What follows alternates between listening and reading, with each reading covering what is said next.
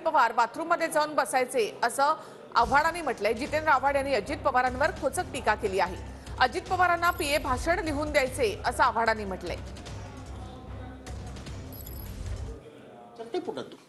तुम्ही कायदेशीररित्या 2022 मध्ये निवडणूक लढवायला हवी होती। तुम्ही तर स्टेजवरनं पळून जायचे नेहमी। भाषणाची वेळ आली की तुम्ही नेमके बाथरूम मध्ये असायचे, कारण का तुम्हाला हिंदी बोलता येत नाही, तुम्हाला इंग्रजी बोलता येत नाही।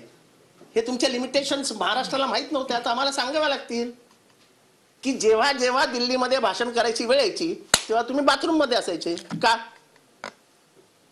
जेव्हा जेव्हा शरद पवारांची पॉप्युलॅरिटी हिमालयावर असायची तेव्हा तुम्ही खालनं पिन मारून पंक्चर करून टाकायचे, राजीनामा द्यायचे, काहीतरी वेगळं विचित्र बोलायचे।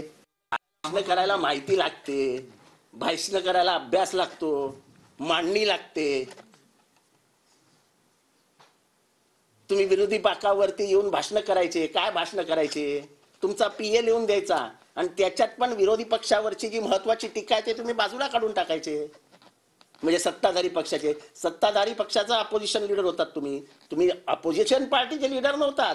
सत्ताधाऱ्यांच्या टिपांवरती वागणारा अपोजिशन लीडर म्हणजे अजित पवार।